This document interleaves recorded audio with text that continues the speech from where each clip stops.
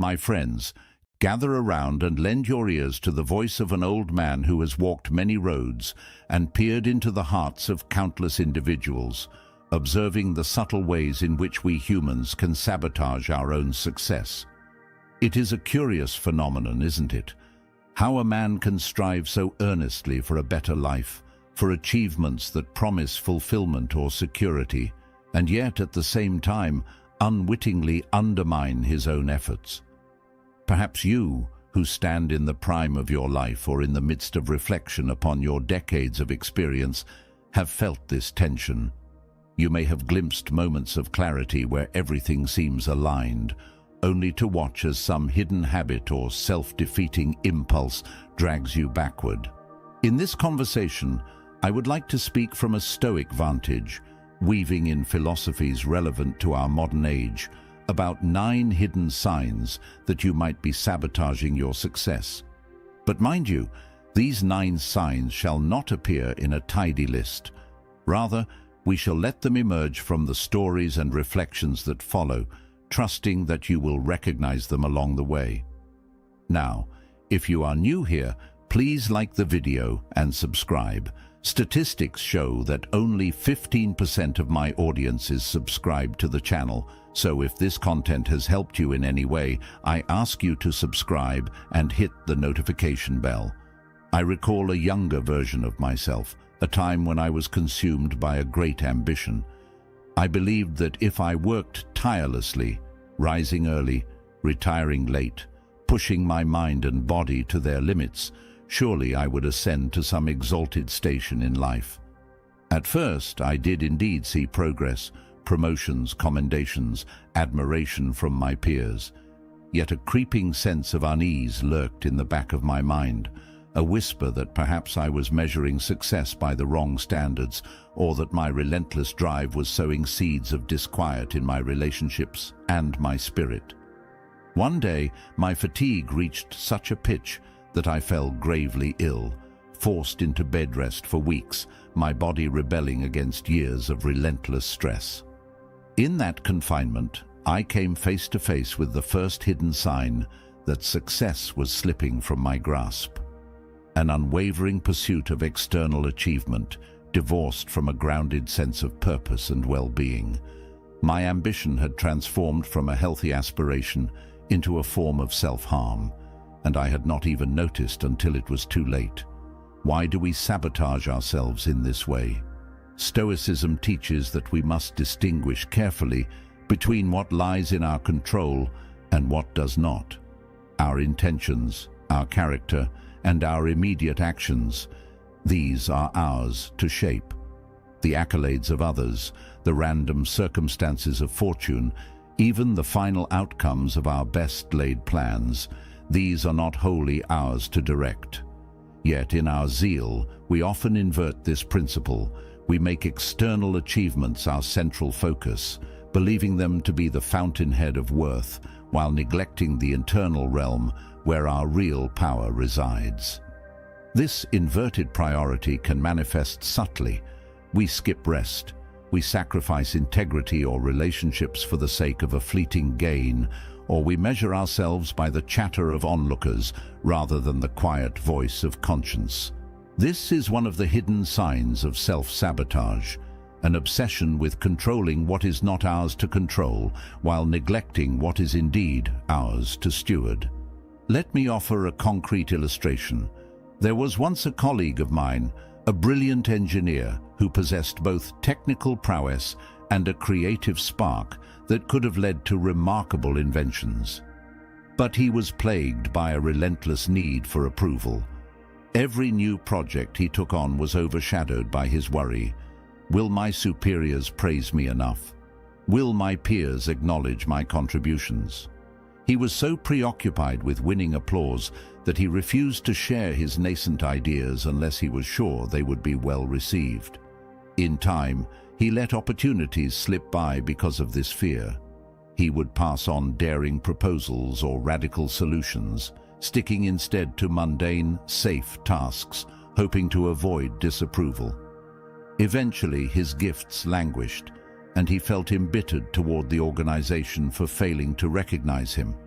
Yet in truth, he was sabotaging his own success every step of the way, strangled by the need for external validation. This, too, is a hidden sign of sabotage, the fear of criticism, so strong that it eclipses the boldness necessary for genuine accomplishment. Now, let me speak of another subtle destroyer of success, the quiet voice of cynicism that arises whenever we face adversity or witness the flaws of our fellow humans. You may think cynicism only sours the soul, but it can also be a powerful barrier to progress. The cynic sees a problem and mutters, "Nothing will ever change," or "People will always be this way." In so doing, he absolves himself of trying. He sits on the sidelines, convinced that his efforts are doomed to fail or that the game is rigged. In Stoic terms, cynicism often springs from an unwillingness to accept what is not in our power to alter, coupled with a refusal to do what we can, here and now, to improve the situation. Cynicism masquerades as wisdom, but in truth, it stifles action and hope. This is sabotage by resignation, the man who, under the guise of realism, negates the possibility of meaningful progress and thereby undermines his own potential. Keep an eye out for that hidden sign, the subtle surrender that creeps in under the cloak of being realistic, for it can hamper your success more thoroughly than an external foe ever could. When we speak of success, many men of ages 25 to 65 will think of their careers. Yet success can equally refer to relationships, personal growth, health, or spiritual well-being. Self-sabotage in relationships often takes the form of unspoken grievances, unresolved resentments, or an inability to communicate vulnerability. Consider the Stoic emphasis on clear thinking and honest speech. If you find yourself harboring silent grudges against a colleague or partner, never voicing them but letting them fester, you are sowing seeds of conflict and eventual breakdown. You might sabotage your professional success by allowing a crucial partnership to deteriorate, or sabotage your personal happiness by letting love wither under the weight of unspoken hurts. This pattern of silent resentment, failing to address conflicts while they are small, represents another hidden sign that success is at risk. By the time you finally speak or act, the damage may be so great that the relationship cannot recover. Seneca once wrote that we suffer more often in imagination than in reality. Indeed, much self-sabotage arises from illusions, fears, or anxieties that loom larger in the mind than they do in the real world. Consider the man who refuses to seek a promotion or a new career path because he imagines it will inevitably fail, or that he will not measure up. He constructs elaborate scenarios of rejection or humiliation, so vivid that he chooses inaction. He might label this caution, but from a Stoic standpoint, it is a surrender to baseless fear. The real tragedy is that he never tests his capabilities, never discovers how far his talents might carry him. Over time, he might even convince himself he did not want that advancement anyway, thus preserving his pride at the cost of his dreams. This self-deception, the rationalization that "I never really wanted it," is yet another hidden sign of sabotage. Rather than admit fear has paralyzed him, he pretends that his lesser station is somehow a noble choice. Stoicism encourages us to do a clear accounting of what is in our power. Do we have the will, the discipline, the creativity to attempt something new?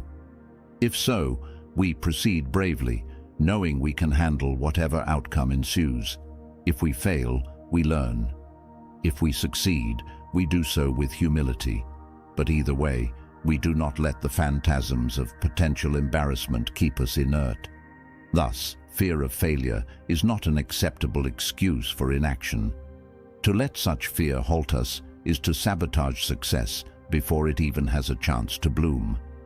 I wish to speak too of perfectionism, which men of a certain age or mindset often wear like a badge of honor, not realizing how it can poison their pursuits. The Stoic perspective on excellence is that we aim to do our very best in alignment with virtue and reason, yet we accept that perfection is an elusive concept. The perfectionist, by contrast, demands that every project, every presentation, every word be flawless, or else he dismisses the effort as unworthy. This leads to procrastination. He cannot begin unless he believes he can finish in an ideal state. It leads to missed deadlines because he is forever tweaking or refining. Or it leads to never sharing his work, fearful that it might be criticized. Paradoxically, the pursuit of a perfect standard undermines real achievement because nothing can ever fully match the ideal. Thus, perfectionism stands as another hidden sign of sabotage. The man who insists on being perfect is, in truth, shackling himself to an impossible measure. The Stoic, by contrast, does his utmost, then accepts the result, refining his approach over time.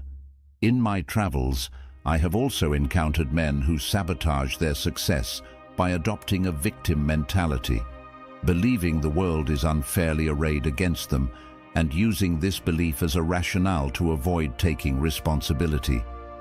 Stoicism acknowledges that life can indeed be harsh, that fortune may distribute blessings unevenly, but it also reminds us that we remain free to respond with dignity and resourcefulness. The victim mindset says, "I cannot succeed because the odds are stacked against me," or "the system is rigged, so why bother?" Yet while the Stoic perspective acknowledges challenges, it also asks, what can I do in this moment to improve my situation or maintain my integrity? The difference is subtle but profound. The victim mindset surrenders control to external factors, while Stoicism reclaims what control is possible over one's thoughts, one's efforts, one's moral choices. Another hidden sign, therefore, is the unconscious adoption of a victim narrative that stifles initiative. If you hear yourself or others frequently lamenting how unfair everything is, watch closely.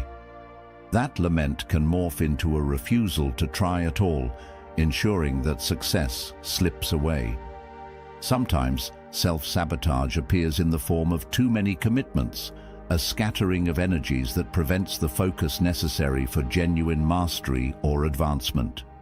Have you ever found yourself overcommitting, saying yes to every request, every new project, every social obligation, until you are stretched so thin that nothing receives your full attention?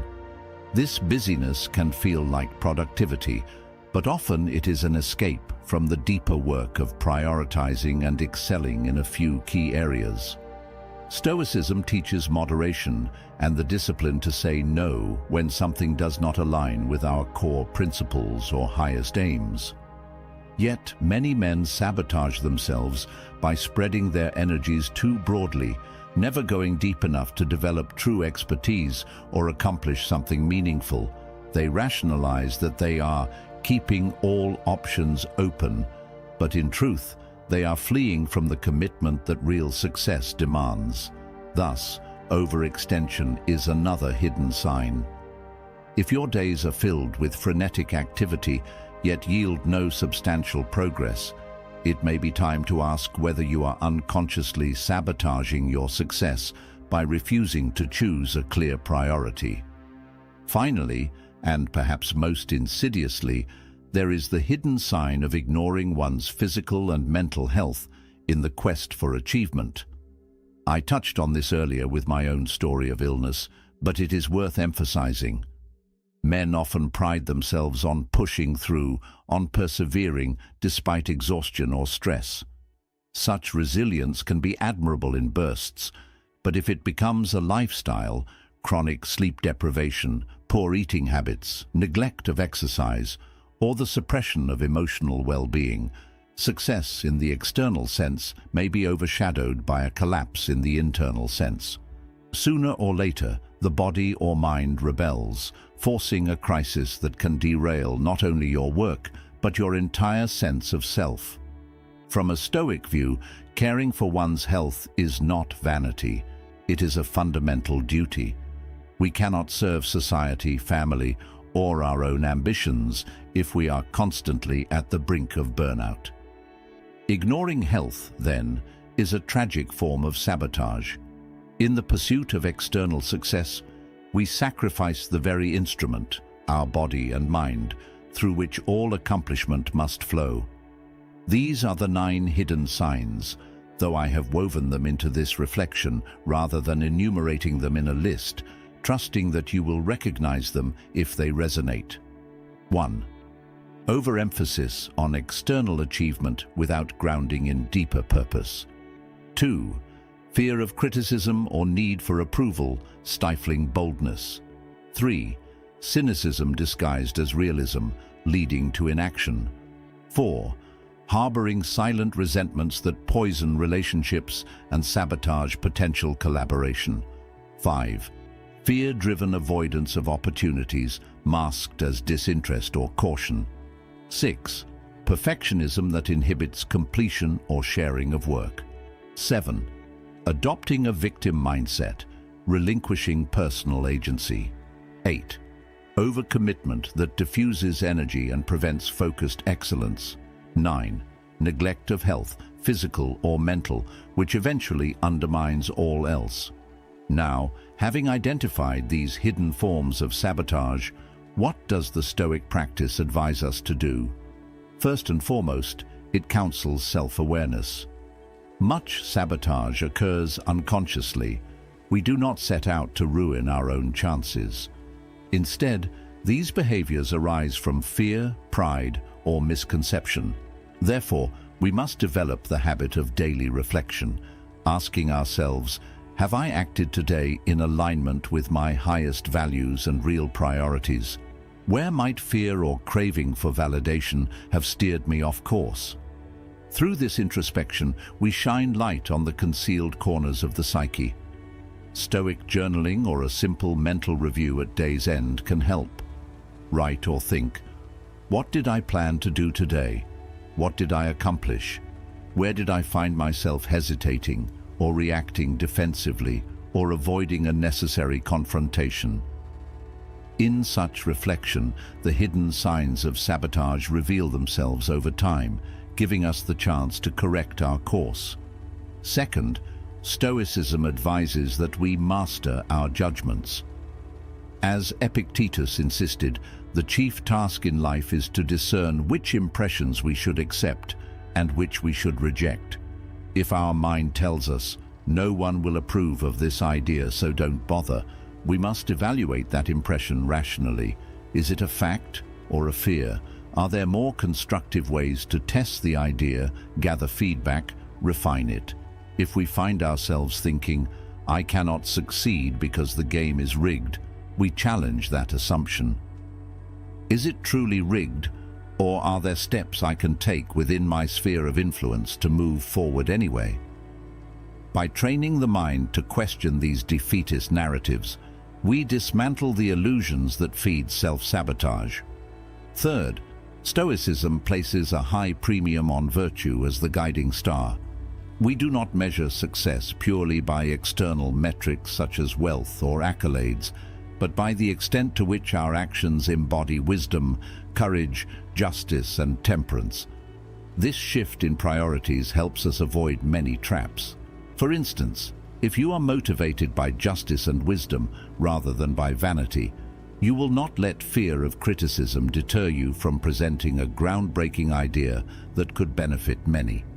You will not sabotage yourself by chasing empty trophies or ignoring health for short-term gains, because you see that virtue demands a balanced life, an ability to serve well for the long haul. Fourth, we must practice the Stoic technique of premeditatio malorum, foreseeing possible obstacles or misfortunes in our path. This exercise can help us identify potential sabotage points before they arise. For instance, if we know we have a perfectionist streak, we anticipate that it might surface when we begin a new project. We then plan strategies to combat it, setting milestones to share drafts early, soliciting feedback, or giving ourselves permission to deliver a work that is 90% good rather than stalling at 99% forever. By visualizing challenges beforehand, we reduce the element of surprise and are ready to counter self-sabotage with practiced responses. Fifth, Stoicism teaches the value of community. Even though Stoicism emphasizes individual moral agency, we are social creatures by nature. Sometimes we sabotage ourselves because we isolate, refusing to seek help or share burdens. A Stoic man can humble himself to request guidance, to collaborate, or to hold honest conversations about conflicts. This does not diminish his resolve. It strengthens it by harnessing collective wisdom and support. If we find ourselves quietly resenting a partner or colleague, Stoicism says, address the matter calmly, rationally, seeking a solution. Silence is not virtue. Transparency, tempered by kindness, is. In so doing, we stave off the sabotage that arises from relationships corroded by unspoken tension. Sixth, we must keep perspective on the fleeting nature of external goods, statuses, or impressions. Marcus Aurelius often reminded himself of how ephemeral fortune is. Cities crumble, reputations fade. By contemplating this impermanence, we become less likely to sabotage ourselves with frantic efforts to secure fragile external validations. We approach our work earnestly, yes, but we do not treat it as the measure of our entire worth. This mindset prevents the meltdown that can occur when things do not go as planned, or when we face criticism or adversity. Instead of doubling down on destructive behaviors out of desperation, we remain even-keeled, ready to adapt or to pivot if needed. Seventh, we remain vigilant about our health, as I mentioned earlier. Stoicism views the body as the vessel through which we act in the world. While external events are not in our complete control, caring for our physical and mental well-being is largely within our power, up to a point. Sleep, moderate exercise, a balanced diet, and space for mental rest. These are not luxuries but foundational pillars of a life that can sustain real success. If we find ourselves consistently pushing beyond healthy limits, we must ask, am I betraying Stoic moderation? Am I letting ambition become an idol that leads me to self-destruction? Adjusting accordingly is not weakness, it is wisdom. Eighth, to counter overcommitment, we must learn to say no to what does not align with our deeper objectives or duties. Stoic discipline requires that we identify our priorities clearly. If we scatter ourselves across too many tasks, we sabotage the depth of engagement required for true excellence or innovation. So we practice the art of thoughtful refusal, politely declining invitations, tasks, or favors that dilute our focus on what matters most.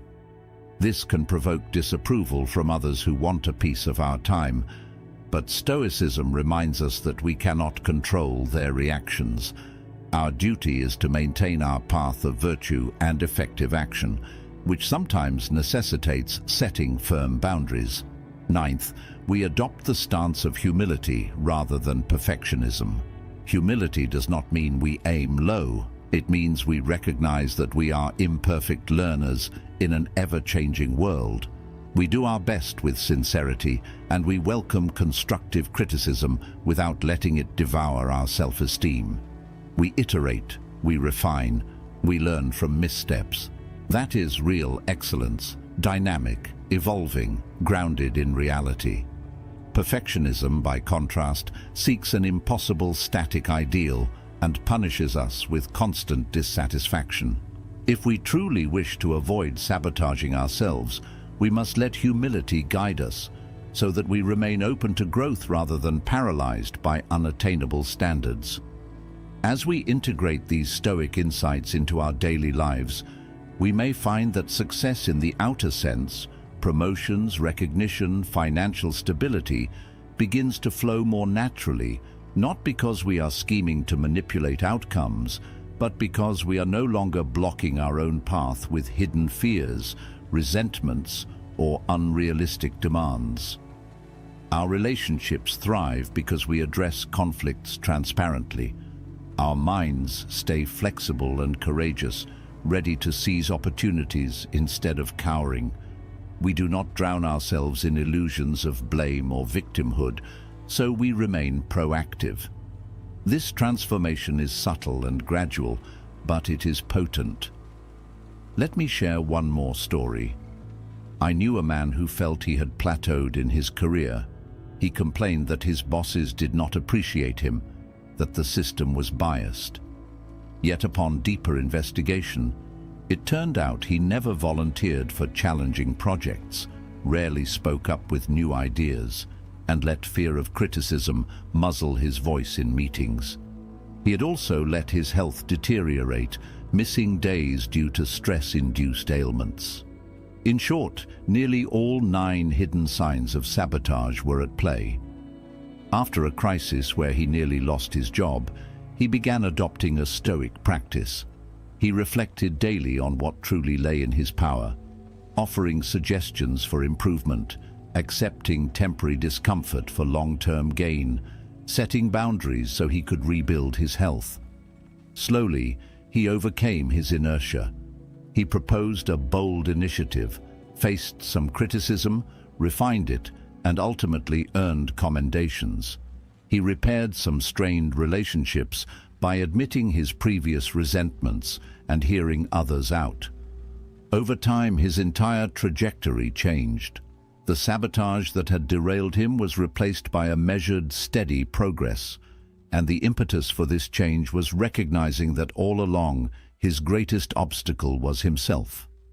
You see, my friends, the Stoic path is not a quick fix or a magic formula. It is a framework of self-discovery and disciplined action that unmasks the small, often hidden ways we block our own growth.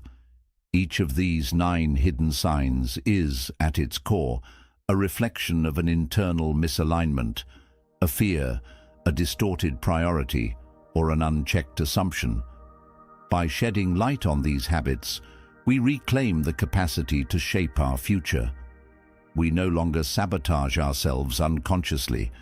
We become conscious architects of our destiny, shaping it with steady hands guided by reason, integrity, and moral clarity. As we draw this first part to a close, let us summarize the essence. To identify self-sabotage, we must look within for the subtle habits that stifle boldness, warp our focus, or erode our well-being. Having recognized these habits, we apply Stoic principles to correct them, cultivating awareness, resilience, and a healthy perspective on what constitutes true success. In the next parts, we will delve more deeply into practical strategies to uproot these tendencies, explore real-life scenarios, and examine how Stoicism intersects with other philosophical or psychological frameworks to guide us toward a more fulfilled, less self-defeating existence. Until then, I encourage you to reflect each day on the hidden ways you might be undermining your own efforts, confident that by bringing them into the light, you take the first step toward transcending them. My friends, let us now enter the final stretch of our conversation about the 9 hidden signs by which we sabotage our success and how a Stoic approach can guide us to overcome them. We have explored in the previous parts the nature of these insidious tendencies, the fear of criticism, the pull of cynicism, the silent resentments that corrode relationships, the flight into busywork or perfectionism, the victim mindset that paralyzes our initiative, the habit of overcommitting and scattering our energies, and the neglect of our physical and emotional well-being. We have also touched upon methods for countering these forces: systematic reflection, clear priority setting, honest communication, acceptance of impermanence, disciplined action. Yet the path from recognizing these pitfalls to fully transcending them can be winding. It is my hope in this final part to offer practical perspectives and deeper reflections on how you can embed Stoic wisdom into your daily life, ensuring that these hidden forms of self-sabotage are laid to rest, or at least kept at bay, so that your pursuit of success, in whatever form it takes, can unfold unhindered. You have now reached the halfway mark of the video. I congratulate you for trying to become a better version of yourself, and I also humbly ask you to leave a comment, as it helps my channel immensely. If you do not know what to comment, just write "better every day" so I know you reach this far. And don't forget to subscribe for more content like this. Also, I've linked some books on Stoicism that helped me become the man I am today, and will also help you achieve a Stoic mindset. First, let us remind ourselves that Stoicism was never intended as an abstract philosophy confined to scholarly debate. The Stoics wrote their meditations and delivered their discourses with a decidedly practical aim: to shape daily conduct, to direct one's responses to fortune and misfortune alike. Marcus Aurelius composed his meditations not for public consumption, but as a personal journal to guide his own conduct as emperor, reminding himself that external events should not dictate his moral purpose. Epictetus taught his students to examine every impression, to ask whether it is truly grounded in reason or fueled by fear and vice. Seneca penned letters advising that one reflect upon the day's events every evening, learning from mistakes, renewing commitments to virtue. In each case, Stoic practice was meant for everyday application, for the workshop, the marketplace, the family home, the corridors of power. Now, if you find yourself repeatedly encountering one or more of the 9 hidden signs, perhaps you notice you easily slip into cynicism or you withhold your ideas out of fear, adopting a Stoic routine can help. How might such a routine look? Suppose you begin your day with a few minutes of solitary reflection before engaging with the world. You might recall the Stoic distinction between what lies within your direct control, your thoughts, your intentions, your choices, and what does not, other people's opinions, the whims of fortune, the outcomes of uncertain endeavors. You quietly affirm, "Today, I will focus on directing my mind and actions according to virtue and reason. I will not let fear of external judgment keep me from voicing necessary ideas. I will not let cynicism seduce me into inaction. I will address conflicts early, maintaining frankness without aggression. I will remain open to learning, not captive to perfectionism. I will choose how to respond rather than playing the victim, and I will tend to my physical and emotional well-being." This kind of mental preamble may sound solemn or lofty, but in truth, it sets a tone. You anchor yourself in self-awareness, so that when you step into the day's tasks and interactions, you are primed to notice when sabotage starts to creep in. The Stoics often spoke of approaching each day as though it could be your last, an exercise meant to free you from trivial or destructive preoccupations and guide you to act wholeheartedly. That might sound dramatic, but it can serve as an antidote to sabotage. Why waste the day cowering from criticism or seething with silent anger if this day is precious and possibly finite? Why not test your mettle with sincerity rather than letting illusions hold you back? Let us consider how you might apply this approach in a concrete scenario. Imagine you have been assigned to spearhead a new project at work. It promises significant impact, but also involves risk. You detect your old fear of criticism stirring, whispering that if you fail, colleagues will judge you. Rather than sabotage yourself by excessive hesitation or by drowning in minor tasks that keep you from real progress, you could bring your Stoic reflection to bear. Yes, there is a chance of critique, but is not a risk-laden project also an opportunity for growth, for creativity, for serving the organization more effectively? My reason tells me that no one can guarantee success. yet I can give my best, learning as I go.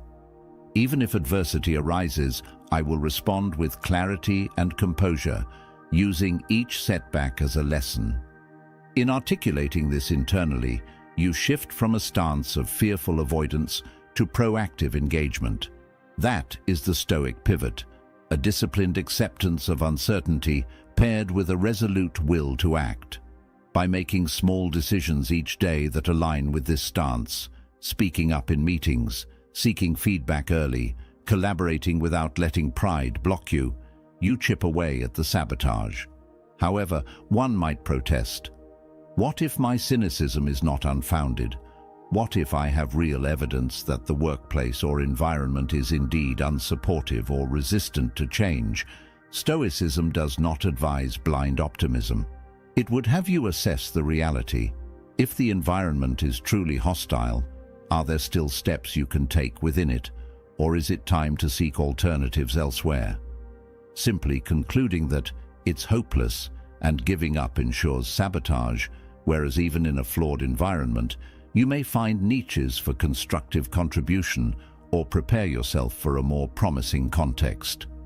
The Stoic motto might be, do your duty, do what you can, and if the environment remains unyielding, adapt or relocate if possible. The sabotage arises when cynicism immobilizes you rather than guiding you to a strategic decision about your future. In other words, acknowledging difficulty is wise. Letting it breed passivity is self-defeat. Let us also shine further light on the silent resentments that can undermine success, especially in male-dominated or high-pressure contexts. Men, particularly those in the 25 to 65 age bracket, often pride themselves on self-reliance, stoicism in the sense of emotional restraint, though that is not actually what ancient Stoicism advocated. This can lead to a reluctance to communicate interpersonal issues openly.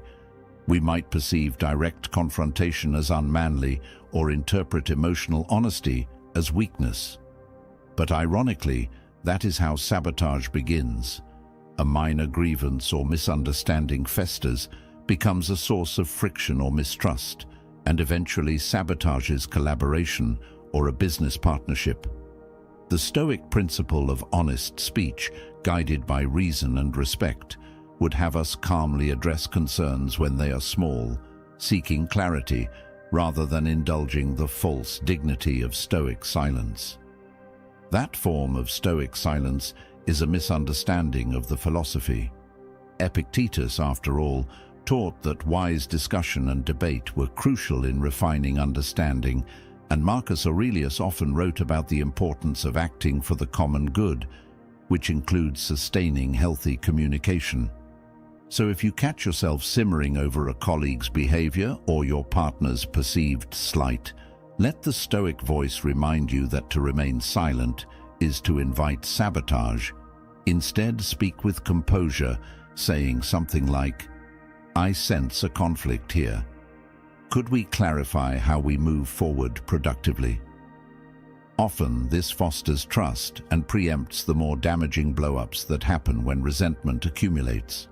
On the topic of fear-driven avoidance, a Stoic daily routine might also include a practice akin to negative visualization. You briefly contemplate the possible outcomes if you do not address your main tasks.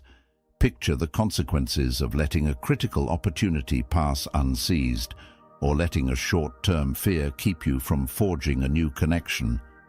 By visualizing the regret or stagnation that could ensue, you confront the cost of sabotage head-on, which can galvanize you to act. This is a nuanced technique. You do not linger in gloom. Rather, you use a controlled, imaginative glance at the undesired outcome to remind yourself that inaction or timidity can be quite costly. Then you pivot to thinking, all right, let me at least attempt a step forward now. That attempt might be as simple as drafting a proposal or scheduling a meeting with a potential collaborator. By transforming the vague dread of possible failure into a sharper awareness of the certain cost of inaction, you reorient your motivation.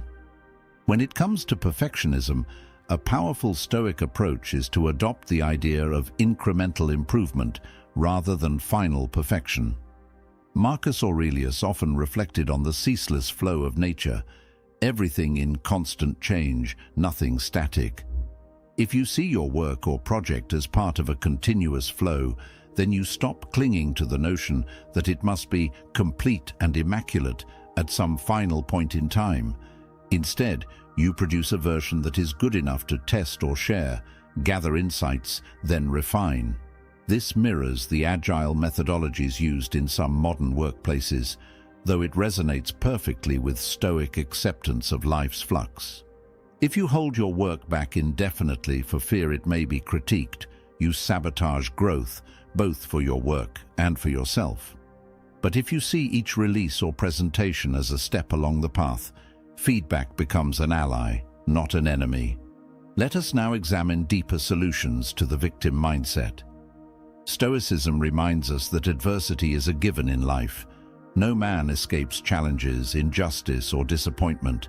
The question is, do we interpret these hardships as definitive proof that we are powerless, or do we regard them as calls to adapt and persist? The Stoic tradition is filled with examples of individuals who overcame severe constraints. Epictetus himself was born into slavery. Yet he insisted that no external force can rob you of the freedom to choose your moral stance. Thus, whenever you catch yourself voicing or thinking, "I can't help it, the situation is stacked against me," ask, is there truly nothing I can do? Or am I deciding that the effort required is too high? Sometimes, yes, the constraints may be overwhelming, and Stoicism allows that we may have to endure certain hardships. But endurance is an active posture, bearing adversity with dignity rather than wallowing in helplessness. If you find any sliver of possibility for improvement, Stoicism would have you seize it. Even in the direst situations, mental composure and small acts of ingenuity can prevent sabotage. The Stoic principle is, if you cannot change external conditions, you can at least maintain your virtue, your calm, and your readiness for any eventual opening. Regarding overcommitment, a practical Stoic exercise involves listing your top objectives in life, personal, professional, relational, and comparing them to your weekly commitments. Whenever a new request or obligation arises, ask, does this serve or hinder those objectives? If it hinders them, consider declining, or if you must accept due to necessity, try to delegate or limit your involvement. This approach requires assertiveness, especially if you have been accustomed to pleasing everyone or fear that saying no might tarnish your image. But from a Stoic view, your moral accountability to steward your resources, time, energy, focus, outweighs the fleeting discomfort of refusing a request. Overcommitment often signals a lack of clarity about priorities or an inability to stand firm against external demands. Stoicism fortifies you with the principle that external disapproval is beyond your direct control, whereas preserving your capacity for meaningful work lies within your domain. Therein lies your duty. We must not forget that your physical and emotional health stands as the platform upon which your entire pursuit of success unfolds. Without it, sabotage is almost assured, for a depleted mind and body cannot sustain high performance or navigate complex challenges rationally. So, how might a Stoic daily routine safeguard health? It begins with seeing self-care not as indulgence, but as an ethical responsibility. Suppose you set a consistent bedtime, ensuring sufficient rest. You structure your meals for nourishment rather than convenience alone. You schedule moments for physical activity or a mental decompression routine, perhaps a few minutes of mindful breathing or a walk in nature. You practice a mental check-in midday to observe if stress levels are spiking or if your posture is tensed. These simple acts express the Stoic belief that we are entrusted with the care of our body and mind, not solely for personal benefit, but so that we may serve others more effectively.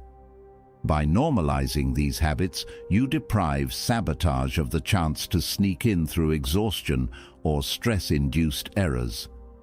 Now, let us consider how Stoic practice can integrate with other philosophies or psychological frameworks that modern men might find relevant. For instance, cognitive behavioral therapy, CBT, often aligns with Stoic methods, as both emphasize identifying and challenging distorted thoughts. If your sabotage stems from automatic negative beliefs, such as "I will always fail" or "no one values my input," CBT-like techniques can help you dispute those beliefs systematically. You might keep a record, noting evidence for and against these assumptions, and then replace them with more balanced, Stoic, consistent perspectives. While some projects fail, many succeed when pursued diligently. My input can be valued if I articulate it well and remain open to critique. This synergy between Stoicism and modern psychology can accelerate your efforts to uproot sabotage. You may also find value in mindfulness practices borrowed from Eastern traditions, brief meditations that train you to observe your thoughts without becoming entangled in them. This complements the Stoic call to examine impressions before assenting to them. If you notice a wave of cynicism or fear rising, mindfulness teaches you to recognize it as a mental event, not an absolute reality. You watch it arise and fade rather than letting it dictate your behavior. Stoicism then provides the moral and rational framework to decide how to respond, anchored in virtue rather than reactivity. This combination can be a potent defense against sabotage born of impulsive emotions or ingrained mental scripts. Let us bring in yet another dimension: the community or environment in which you operate. Sometimes sabotage flourishes because we surround ourselves with influences that reinforce our worst habits. Perhaps your social circle scoffs at new ideas, encouraging cynicism, or your workplace culture punishes risk-taking with harsh blame. A Stoic approach might prompt you to question whether this environment is salvageable or whether you can modify it by introducing more supportive practices, like team retrospectives that emphasize learning rather than blame. If transformation proves too difficult, Stoicism does not forbid seeking a more compatible setting. After all, part of acting wisely is placing yourself in contexts where you can thrive rather than sabotage yourself out of exasperation with a deeply toxic environment. The old adage, "bloom where you're planted," has merit, but Stoicism also acknowledges that if the soil is utterly barren, you might transplant yourself. Just ensure the decision is guided by reason, not by the victim mindset or fear of short-term hardship. In the realm of relationships, you might consider seeking alliances with people who exemplify the virtues you aspire to develop: resilience, honesty, disciplined focus, and the willingness to question assumptions. Their example can encourage you to adopt Stoic principles in practice, and you might encourage them in turn. Conversely, if you find that certain relationships revolve around complaining, blaming, or reinforcing illusions, you may need to limit your exposure or gently steer conversations toward more constructive ground. The Stoic is not naive about the contagious nature of negativity and sabotage. Just as a calm, virtuous presence can uplift a group, a resentful, cynical presence can pull it down. By curating your environment to the extent possible, you reduce the triggers for sabotage and increase the reinforcement for Stoic living. I recall a friend who systematically sought out mentors known for their composure and integrity. He would invite them for coffee, pick their brains about how they handled setbacks. Through these dialogues, he gleaned insights into dealing with adversity. More importantly, he absorbed the underlying attitude that mistakes are learning opportunities, not reasons for shame or self-destructive guilt.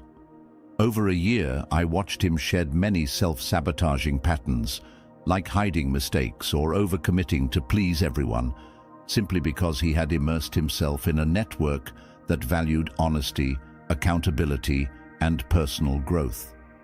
This exemplifies how changing one's social sphere can catalyze the Stoic path. Now, there is a question about maintaining momentum once you start. Early enthusiasm is common whenever we discover a new perspective, but sustaining that momentum over months or years can be challenging. This is where the Stoic practice of journaling can help. Each evening, record briefly how you applied or failed to apply Stoic principles that day.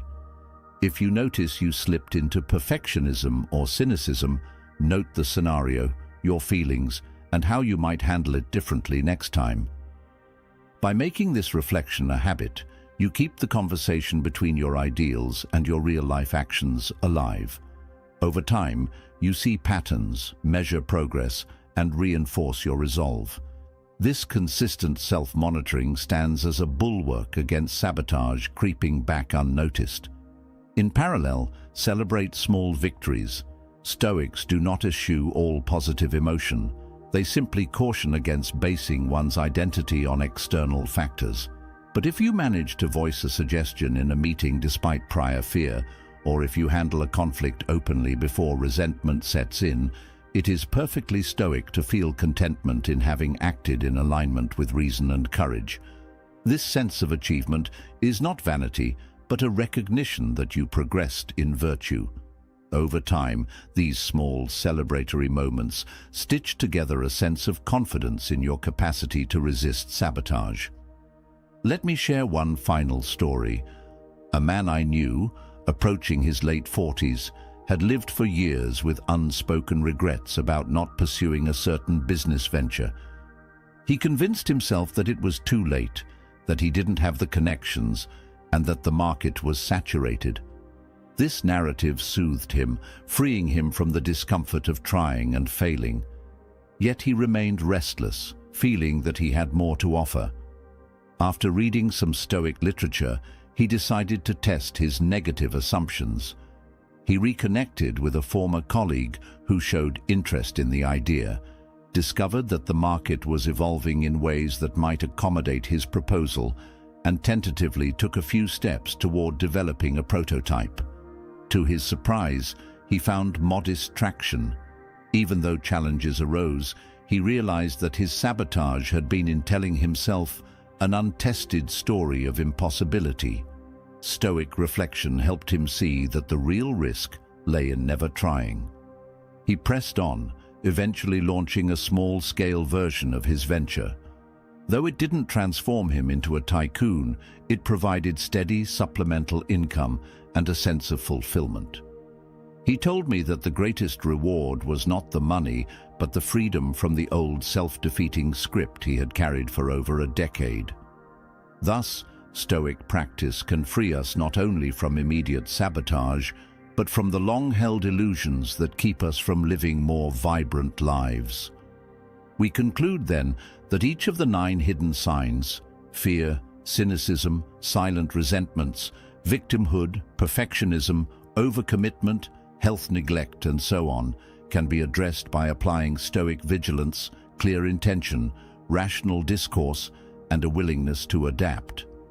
By weaving these principles into morning reflections, daily actions, and evening reviews, you gradually become the kind of person who does not hamper his own success.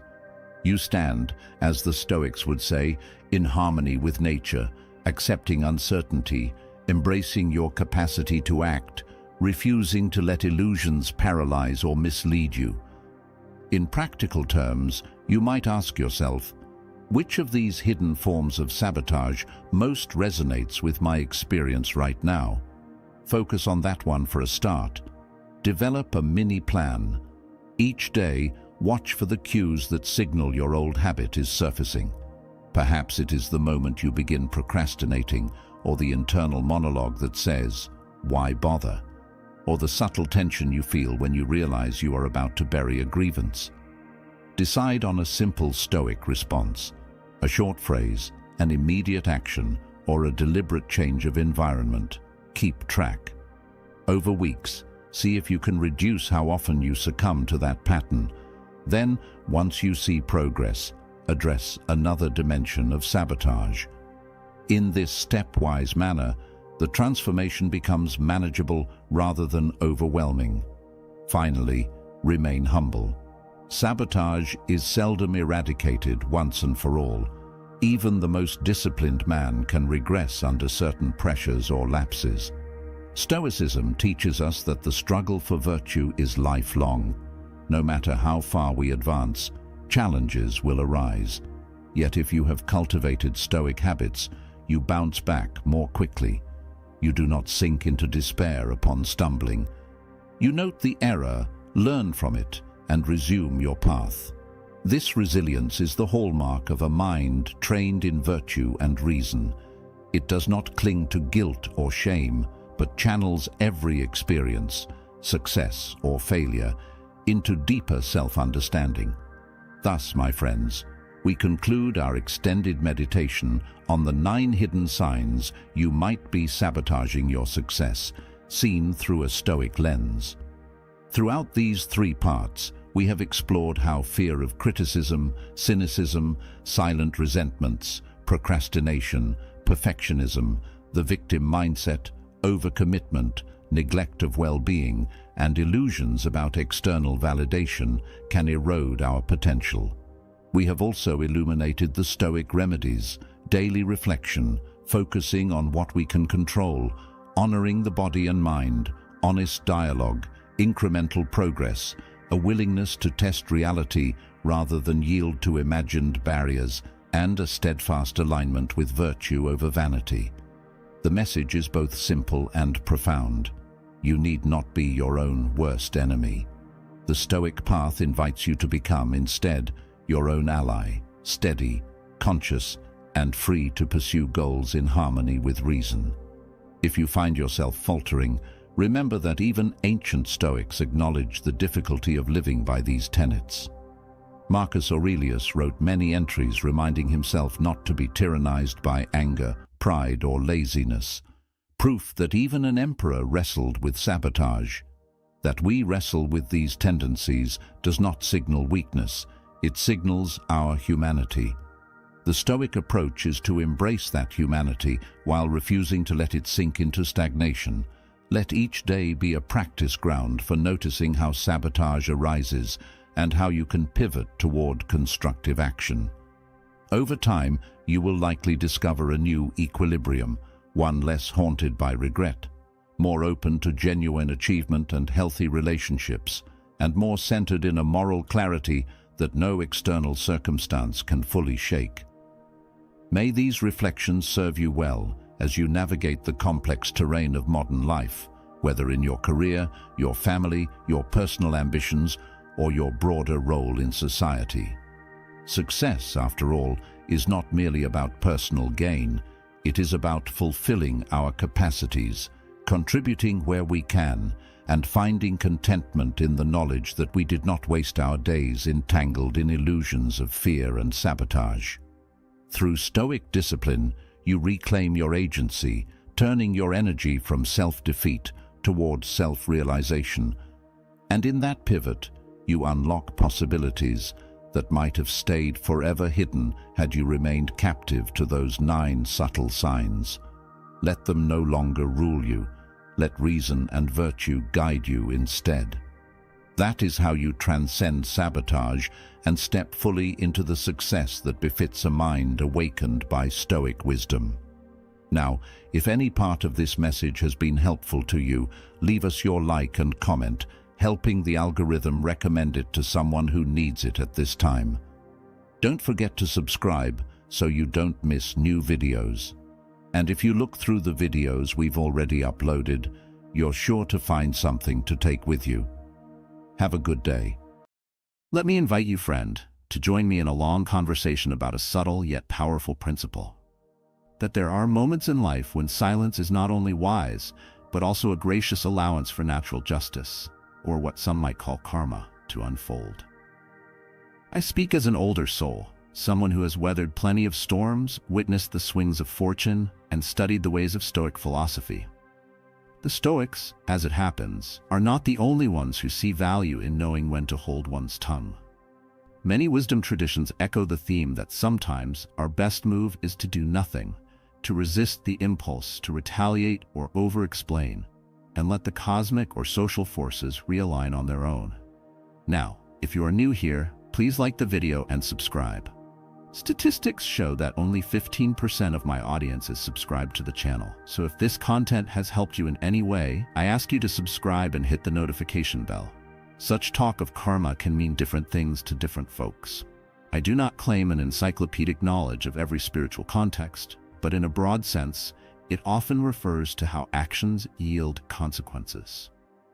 From a Stoic vantage, we might say that every deed resonates in some way, and that we do not need to forcibly exact retribution or always rush to correct every slight if we trust that cause and effect eventually bear fruit. In a more practical sense, sometimes the very effort to intervene or defend ourselves ends up fueling conflict or tension, whereas measured silence can let the situation resolve. Yet Stoicism also affirms we should act when morality or reason truly demands it. The nuance is to discern those special times when silence is the braver, more constructive path. Over the years, I have seen how adopting that stance can ease burdens we need not carry, preserving a calm that shows in our demeanor. Indeed, even in our faces and posture, lending us a sense of repose that some interpret as youthful grace. I recall a period in my own younger adulthood when I was quick to retort if I sensed a personal attack. I believed one must always fight back verbally, that letting an insult go unchallenged indicated weakness. Yet time showed me that many fights drained my energy, overshadowed my mental clarity, and left me feeling older, more cynical than my years merited. In Stoic terms, I was succumbing to illusions that each slight demanded immediate defense, illusions that my self-worth hinged on beating every verbal opponent. Gradually, I learned that Stoicism advocates a more measured approach. Sometimes, letting the other's negativity stand unopposed was best, allowing karma, or the natural unfolding of cause and effect, to take its course. Freed from chasing each conflict, I found new reserves of energy to devote to more worthy endeavors. Over time, I noticed that I felt lighter, less battered, as though I had shed a heavy emotional coat. Friends remarked that I seemed more at peace, ironically more youthful in spirit and expression, all by embracing a Stoic stance of silence in certain key moments. In this script, I wish to share 7 such times or situations, woven into a flowing narrative rather than bullet points, when Stoic silence not only spares us stress but also fosters moral or communal harmony. But let me speak as a human voice, not a lecturer. I have known petty feuds, stinging betrayals, times I itched to lash out. And I have known how Stoic reflection can quell that itch, leading me to remain silent or speak only in carefully chosen words. Observing how things naturally resolved in those cases, and how that resolution often validated the Stoic approach, reinforced my trust that a calmer brand of cosmic or social justice often emerges when we do not muddy the waters with frantic reaction. People call it karma, or they call it the universe sorting things out, or they see it as the logical repercussions of unethical actions. Whatever the label, the effect is the same. If we hold our peace, the consequences flow naturally, allowing us to save time and dignity. Freed from illusions that we must micromanage every moral ledger, we can remain poised. Let me start with the first scenario. Someone hurls false accusations or minor slander, hoping to provoke or tarnish your name. In the past, I might have launched an immediate, heated defense, spreading more words into the wind. Over time, I found that Stoic composure, which means waiting, letting truth surface, often proved more effective. Freed from illusions that a quick, combative retort would fix matters, I learned that many onlookers can spot the difference between a Stoic calm and a frenzied overreaction. If the accuser's words lack real substance, they eventually lose credibility. Meanwhile, your serenity can stand as silent evidence of integrity. Freed from illusions, you do not feed the rumor cycle with your own reactivity. Indeed, I recall an instance at a local community board meeting. A man began insinuating that I was incompetent because of some rumor about past finances. Instead of going on a monologue of self-defense, I simply offered a mild correction. "I'm open to seeing any evidence, then let the matter lie." Over weeks, no evidence emerged. People realized the accusations had no basis. Freed from illusions about needing an instant verbal brawl, I saved face, retained composure, and the accuser's hostility fizzled. That stoic patience, ironically, gave me less worry at night, preserving my mental well-being. Observers said I maintained dignity, which ironically can come across as a certain youthful calm. A second scenario where stoic silence is wise, when you sense that a heated argument is more about the other person's emotional turbulence than the actual topic. Some conflicts arise from personal baggage, envy, or frustration that the person might be venting through confrontation. If you respond with equal heat, you escalate the tension, entangling yourself in negative energy that can overshadow your day. Freed from illusions that you must match their aggression, Stoics sometimes remain silent or speak only with minimal collected words, letting the other storm blow over. Freed from illusions, you do not internalize their outburst or let it corrode your tranquility. Over years, that approach can prevent countless wrinkles of worry from forming because you refuse to be drawn into every emotional storm that passes. Freed from illusions, you realize that letting them speak, perhaps letting them see your calm face, can diffuse the situation better than a furious rebuttal. My dear friend once said, "The best way to quell a raging wind is not to blow back, but to stand firm." Freed from illusions, Stoics know not every outburst requires a symmetrical reaction. Another instance, if a colleague or acquaintance attempts to brag relentlessly or overshadow you with tales of their grand successes or insider knowledge, Stoics might remain silent, offering no competition in the boasting game. Freed from illusions about needing to prove your worth by outboasting them, you simply acknowledge their words politely or respond with a calm, "That's interesting," not fueling the cycle of one-upmanship. Over time, such individuals might tire of their own performance if not fed by your engagement, or they realize you are not threatened by their show. Freed from illusions, you spare yourself from tension and from the petty negativity that arises in status contests. Freed from illusions, you do not let vanity or envy distort your posture or your interactions.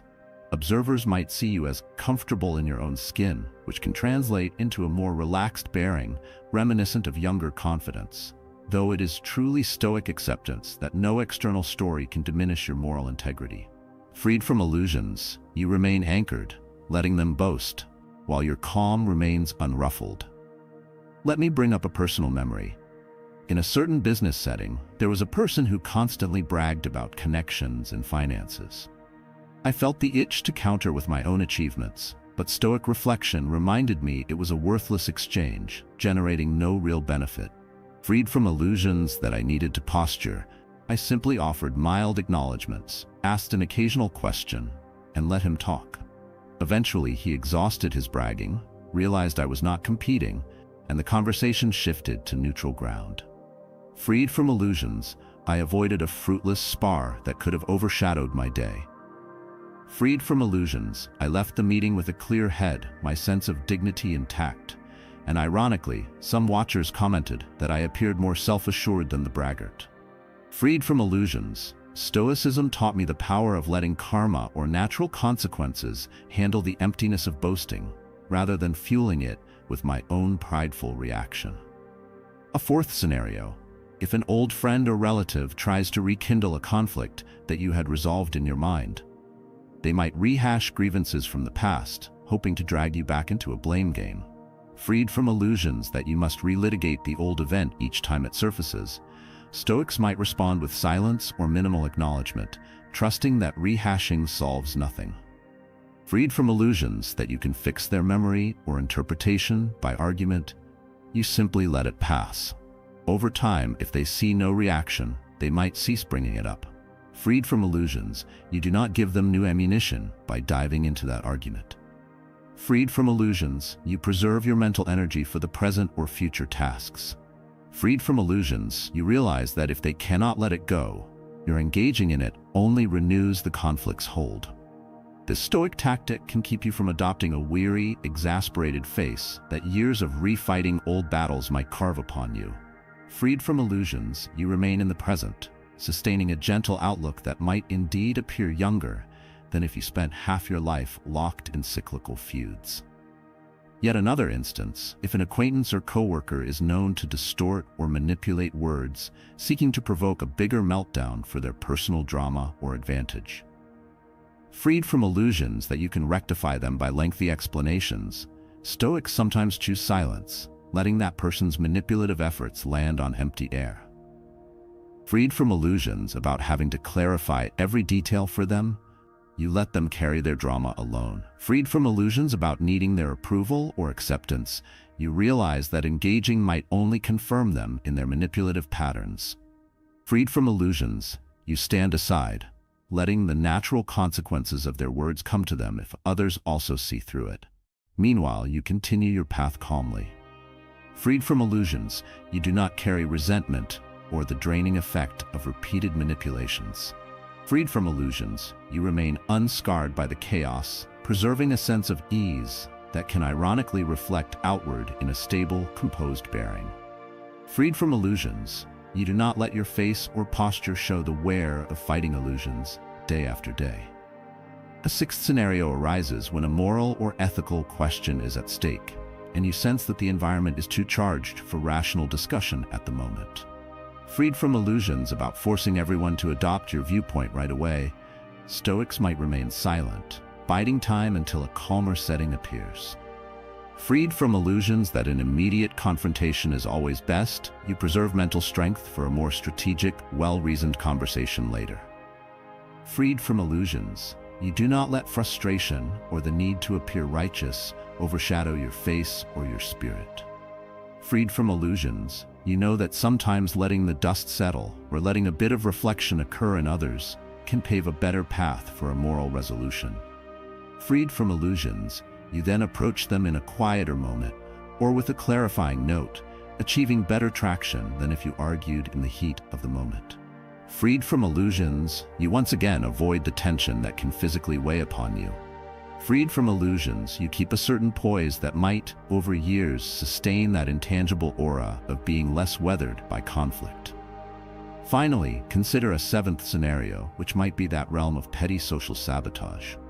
If you suspect someone tries to undermine you behind the scenes, be it subtle sabotage at work or malicious rumor lobbing, Stoics sometimes see that direct confrontation or prolonged defense can actually feed the saboteur's flame. Freed from illusions that your immediate protestations will quell them, you might let karma or natural consequences handle it, trusting that over time, their duplicity will surface if it truly exists. Freed from illusions, you keep your record clean, do your tasks with sincerity, avoiding the mental burden of perpetual suspicion or vendetta. Freed from illusions, you preserve a calm visage in the face of potential betrayal. Freed from illusions, you do not appear paranoid or combative, which ironically can cause others to question the saboteur's tales more readily. Freed from illusions, you let the saboteur's own negativity recoil upon them, if that's the natural outcome. Freed from illusions, you remain untainted, continuing your Stoic routine. Observers might see a steadfast presence who does not engage in drama, thus might interpret you as both wise and strangely ageless in spirit, someone not battered by the usual back-and-forth hostilities that can sour a face or stoop a posture. Throughout these scenarios, we see a common Stoic pattern. Silence or minimal engagement is chosen because engaging would yield no improvement, only emotional or moral cost. Freed from illusions about forcing every matter to a resolution, Stoics let certain storms blow over. Freed from illusions about controlling each person's narrative, Stoics keep their mental domain tranquil. Freed from illusions about the virtue of always speaking up, Stoics prefer to speak only if it advances reason or moral clarity. Freed from illusions that responding is always necessary, Stoics place trust in the cosmic or social rebalancing. Call it karma, if you will, where negative actions often generate their own downfall. Over time, Stoics reduce the stress they might otherwise bear, thus preserving an inner composure that can reflect physically as well. Freed from illusions, Stoics accumulate fewer regrets from impulsive outbursts, fewer anxious nights from messy conflicts, and that intangible calm can show on the face or posture. Freed from illusions, Stoics can stand a bit taller, breathe more evenly, reveal fewer lines carved by hostility or bitterness. But let me be clear, Stoicism does not counsel silence in all matters. If an actual moral imperative arises, someone is in danger, or a direct wrongdoing demands correction, Stoics might speak firmly or act. The scenarios I describe are specifically those where speaking only fuels negativity or yields no constructive outcome. Freed from illusions that we have to react to everything, we remain discerning about when our voice can do genuine good. Freed from illusions, we do not champion cowardice, but wise restraint. Freed from illusions, Stoics weigh the cost of words, seeing if they truly solve or if they only perpetuate conflict. Freed from illusions, we realize that some fires burn out faster when not fanned by our breath. Freed from illusions, we choose our battles so we do not deplete ourselves in fruitless skirmishes. Let me share a concluding reflection. Adopting these Stoic stances about silence can be a slow process.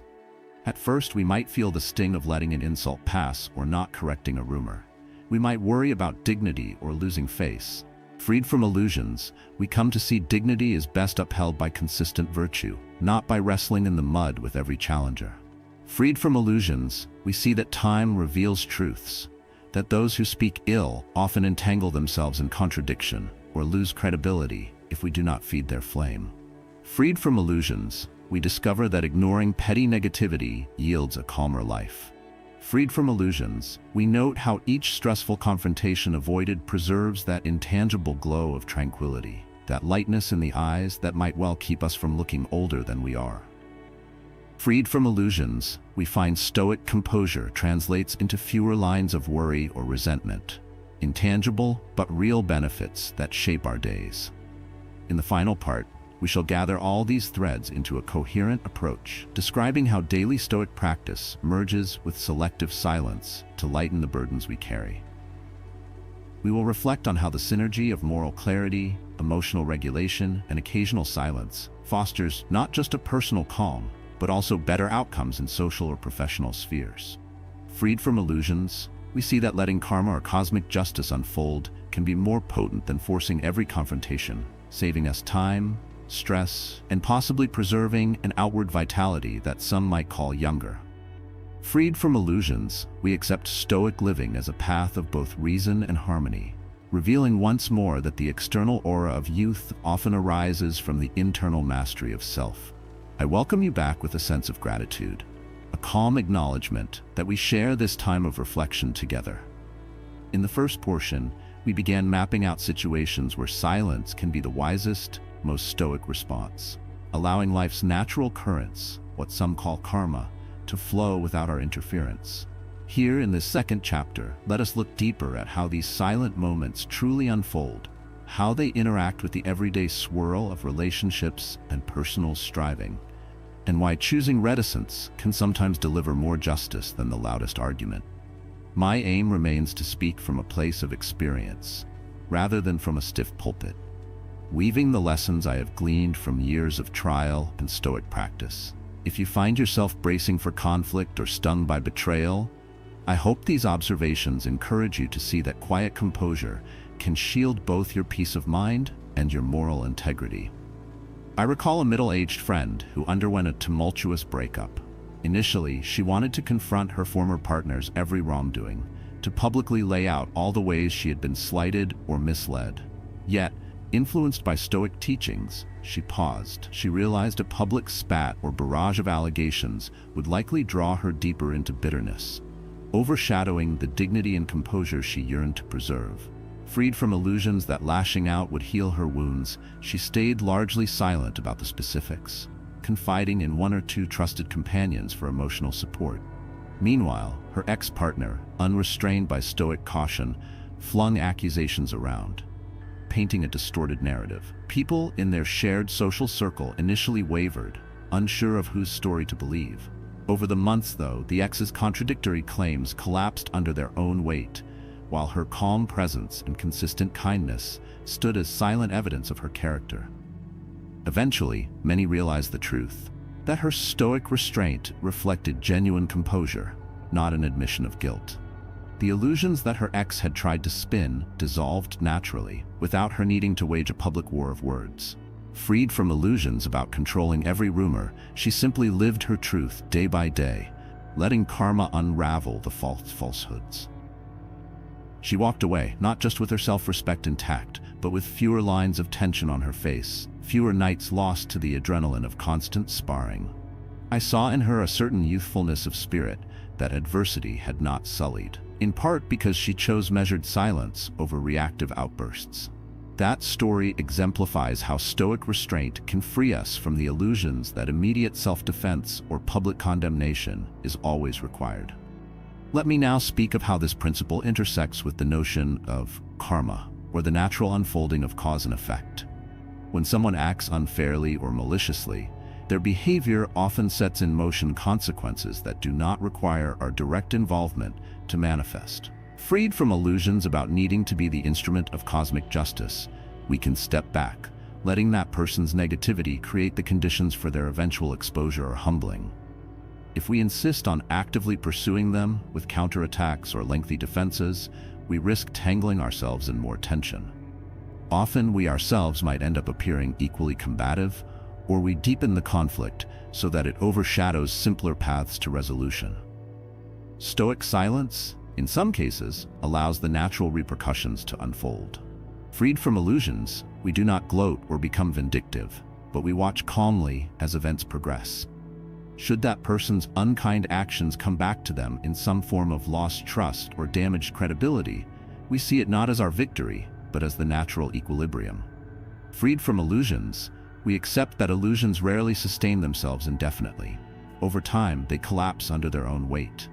A second dimension I would like to address is how Stoic silence can preserve relationships that might otherwise break under the strain of daily friction. Consider a close friend or family member who lashes out in frustration, possibly repeating the same old criticisms or complaints. Sometimes, speaking up with defensive or combative words only ignites a larger dispute, overshadowing the love or shared history. Freed from illusions that every jab requires a retort, a Stoic might respond gently or remain silent, letting the tension pass so that after the emotional spike, calmer conversation can resume. Freed from illusions, the Stoic sees that pushing back in that volatile moment seldom leads to constructive change. It typically escalates matters. By choosing strategic silence, you can revisit the problem once tempers subside, or you may discover it no longer looms so large once the emotional wave recedes. Over decades, such an approach spares countless hours of shouting or brooding, thereby preserving the quiet affection that can keep a relationship alive. Freed from illusions about needing the last word, you protect your peace and your bond, letting the ephemeral hostility dissolve on its own. I recall a relative of mine who once told me, "When heated words begin to rise, I imagine my lips gently sealed, and I let the wave pass." Freed from illusions, she recognized that a calmer environment eventually let real issues surface more rationally. Meanwhile, the emotional meltdown never fully erupted, reducing the stress that might carve lines of regret on both parties' faces. Another angle is how Stoic silence can guard your professional life. In many workplaces, petty rivalries or office politics beckon us into endless cycles of rumor and retort. Freed from illusions that we must disprove every slight or rumor, we can let our consistent performance and integrity speak, trusting that if we remain calm, gossip eventually proves groundless. Freed from illusions about controlling colleagues' opinions, we simply do our job well, remain courteous, and step away from fruitless debates. Over time, managers or clients often see that your steadiness and results overshadow the rumor mill. Freed from illusions, you do not lose nights to the anxiety of, "What did they say behind my back?" Freed from illusions, you realize that your mental energy is better spent on improving skills or forging constructive alliances than on draining back and forth. Observers might label you as unbothered or above the drama. Freed from illusions, Stoic calm in the face of office storms can reduce the stress-induced aging that sometimes afflicts career-driven individuals. Freed from illusions, you glean your sense of worth from your reasoned actions, not from ephemeral chatter. Freed from illusions, you might ironically advance more smoothly, as your moral reputation quietly stands stronger than any momentary rumor. Let me illustrate with a personal memory. Years ago, I found myself the target of a coworker's attempts to discredit me, presumably to boost his own standing. Freed from illusions about needing to duel him in public, I chose not to confront every slight. Instead, I kept producing solid work, showing courtesy. Freed from illusions that I could force him to recant, I let his negativity speak for itself. Freed from illusions about immediate vindication, I remained silent or politely changed the topic if asked about his remarks. Over time, other colleagues observed the contrast between his animosity and my calm. They concluded on their own who carried more credibility. Freed from illusions, I did not see the need for a grand showdown. The coworker's ill will eventually backfired, isolating him. Freed from illusions, I simply continued my stoic path, noticing that I felt less stressed than if I had engaged in a bitter public spat. That approach, repeated, let me hold on to a certain equanimity that others sometimes described as, "You don't seem your age, you carry yourself so lightly." Freed from illusions, I recognized that a portion of that lightness came from not piling on the drama that can weigh on a person's face. We should also delve into how Stoic silence can harness the notion of letting karma handle it, especially when you suspect that intervening might harm your moral stance. Suppose you discover a colleague or friend engaged in underhanded dealings that do not directly infringe your duties.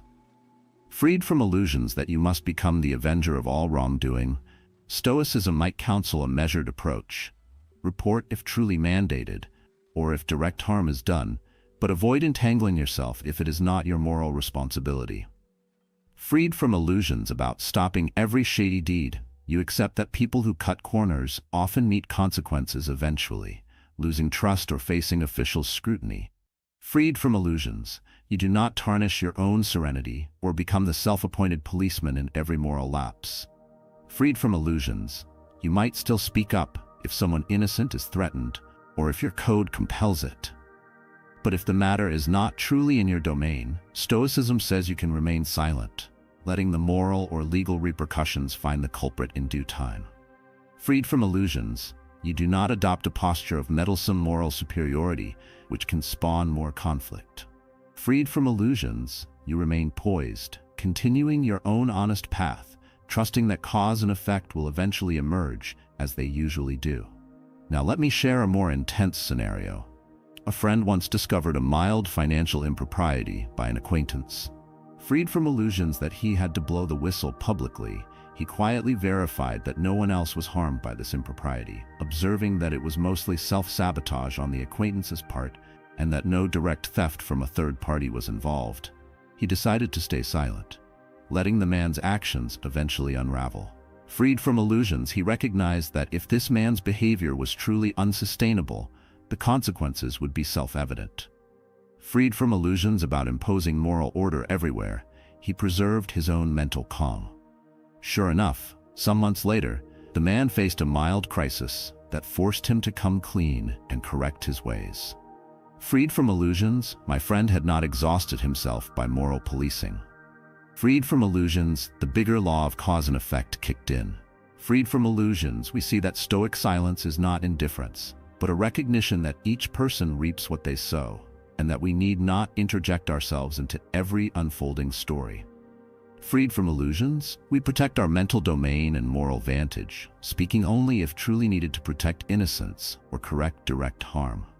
Let us also consider how Stoic silence can foster personal healing in times of heartbreak or deep disappointment.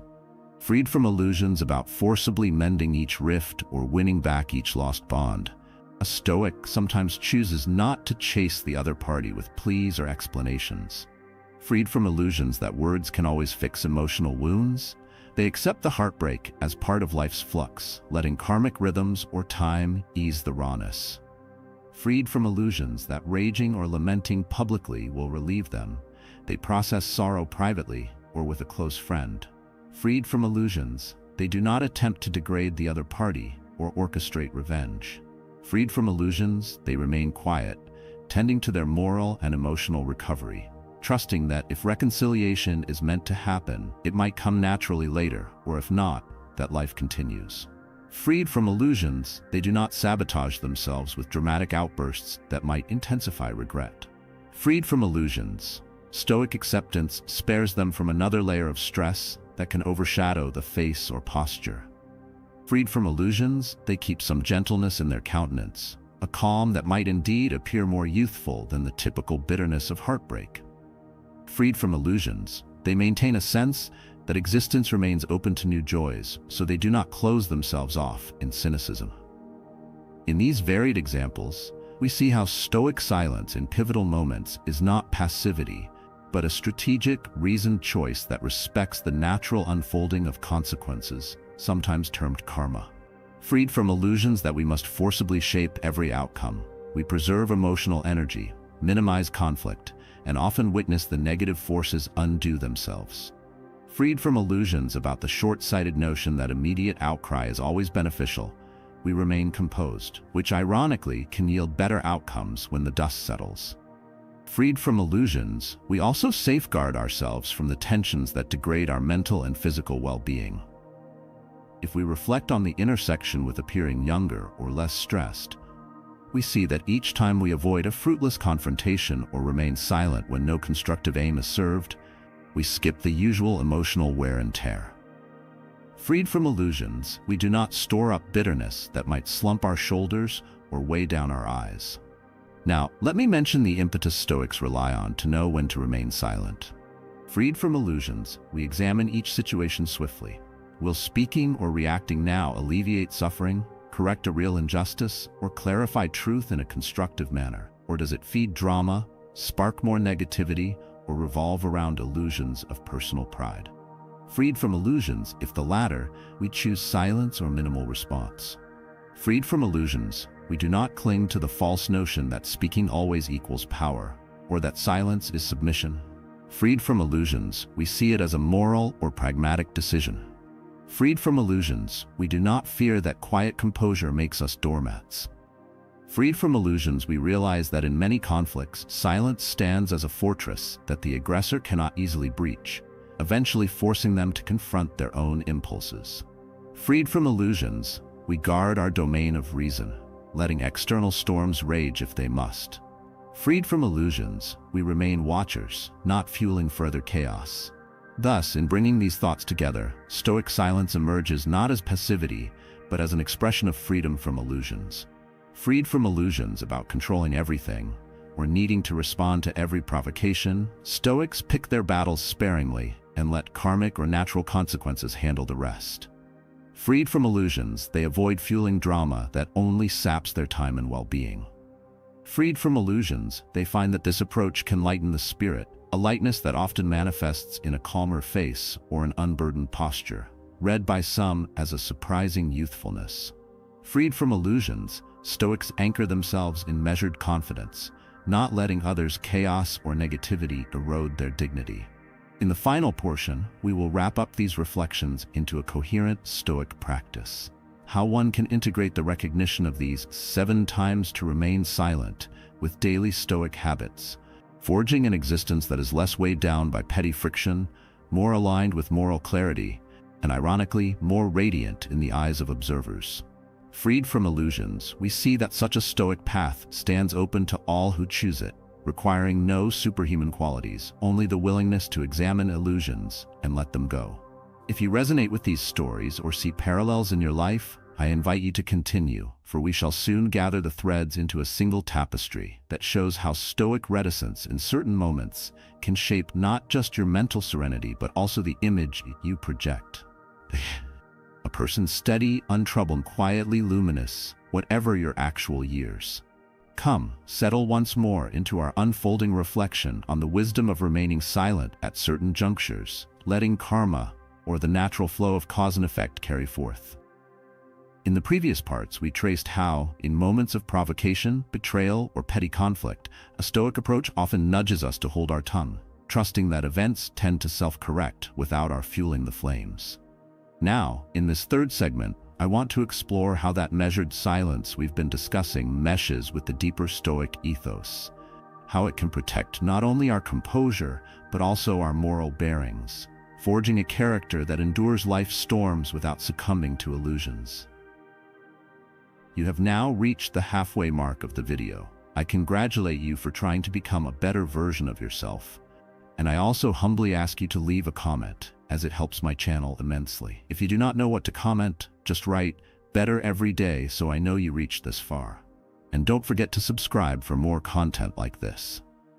Also, I've linked some books on Stoicism that helped me become the man I am today, and will also help you achieve a Stoic mindset. I recall a younger colleague of mine call him Soren, who was brimming with idealism yet prone to flaring indignation whenever he observed wrongdoing. At first, I admired his zeal, for it sprang from a sincere desire for justice.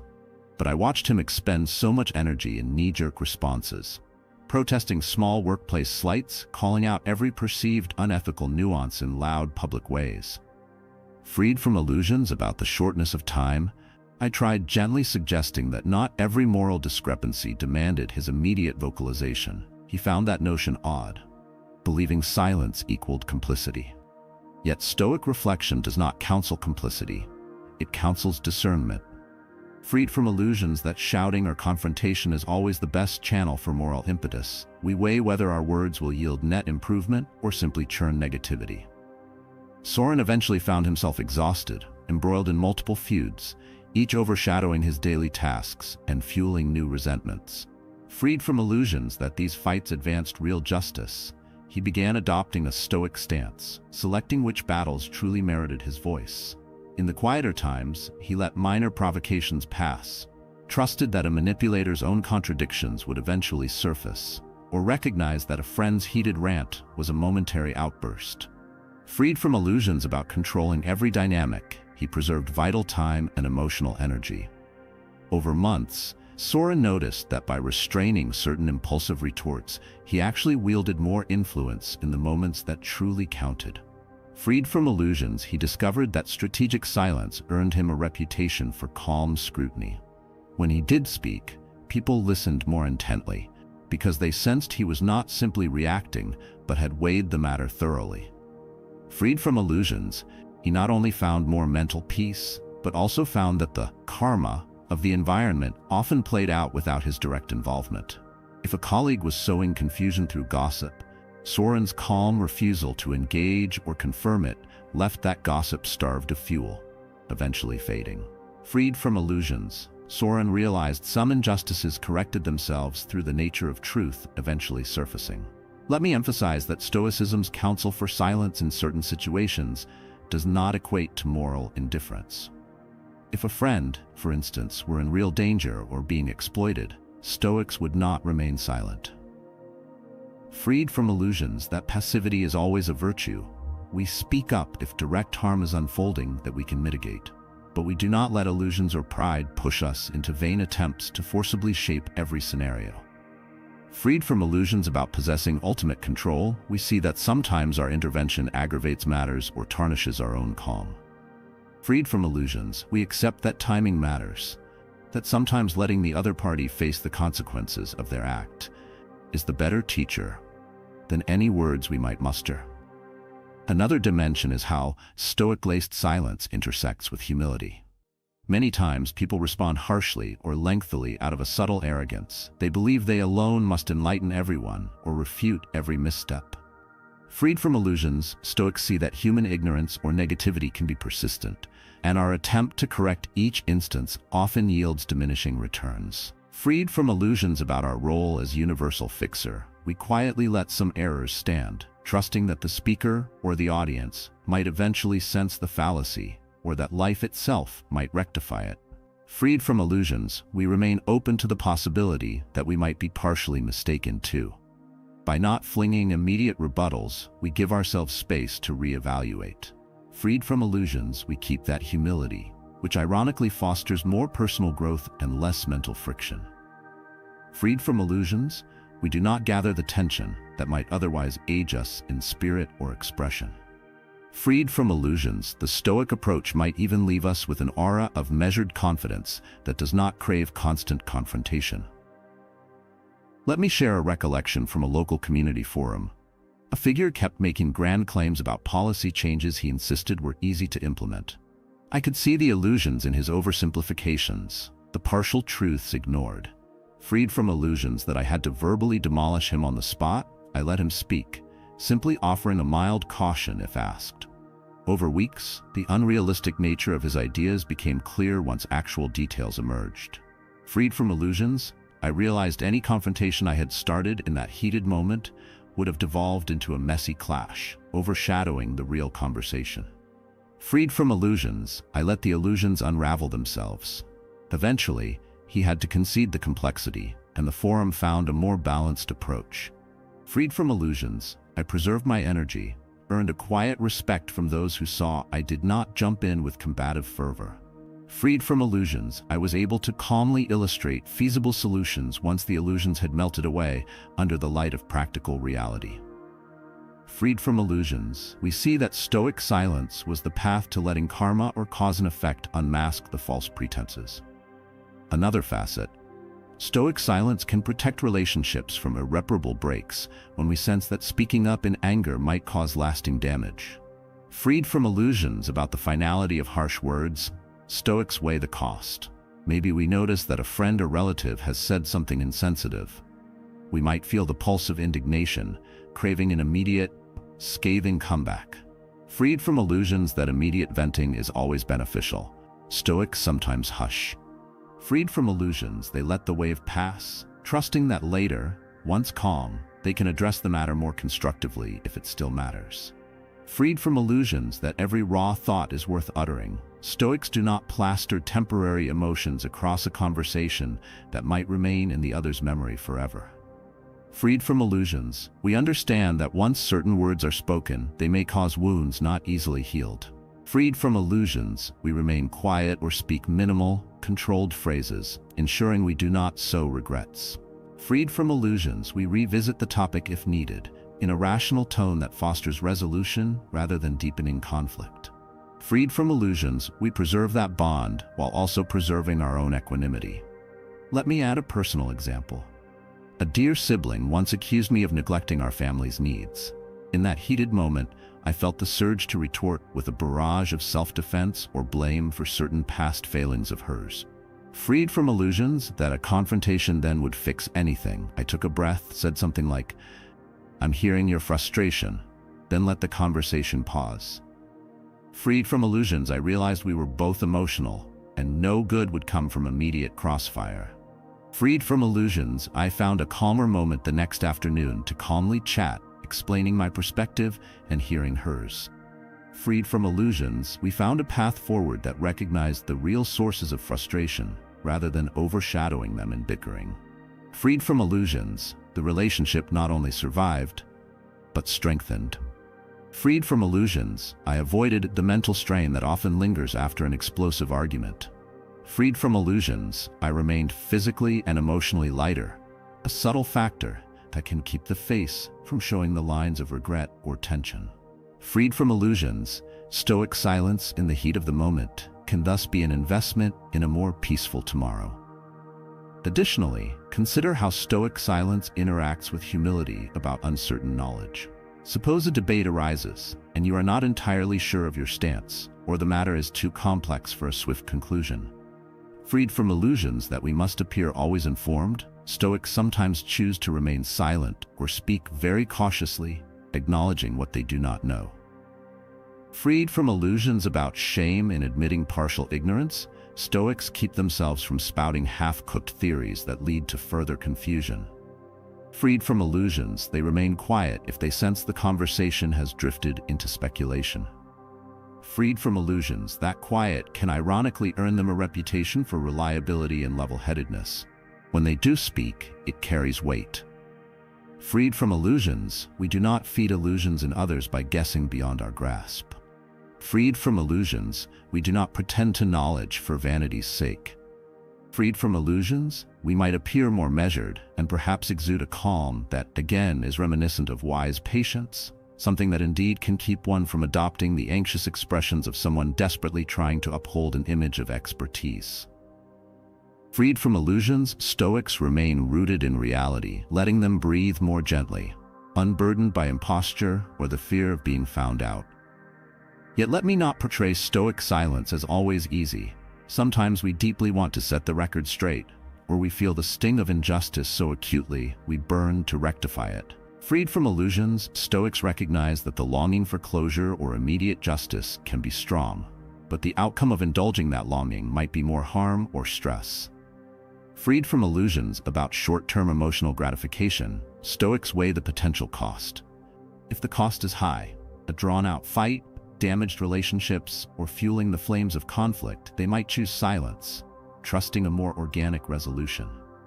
Freed from illusions, they realize that illusions of immediate gratification often lead to deeper woes. Freed from illusions, they accept that letting time and consequence run their course often results in a more stable form of justice. Freed from illusions, they maintain inner harmony, which radiates outward in daily presence. Freed from illusions, they do not forfeit moral responsibility, but they apply it judiciously. Freed from illusions about always winning, Stoics sometimes let a moment pass unaddressed, confident that greater clarity or recompense emerges later, or that life's pattern has a way of balancing. Consider the broader social or political realm. Freed from illusions that every flawed policy or outrageous statement demands our personal crusade, Stoics might choose to focus on the few areas where they can truly affect change, remaining silent about the rest. Freed from illusions about universal activism, they channel their energy to where they see tangible impact. Freed from illusions, they do not burn themselves out with endless battles. Freed from illusions, they do not adopt cynicism or apathy, but they keep perspective, letting the swirl of controversies pass by if no direct moral harm is in their domain to correct. Freed from illusions about controlling global outcomes, Stoics might occasionally see how the swirl corrects itself, or how the negative impetus eventually collapses.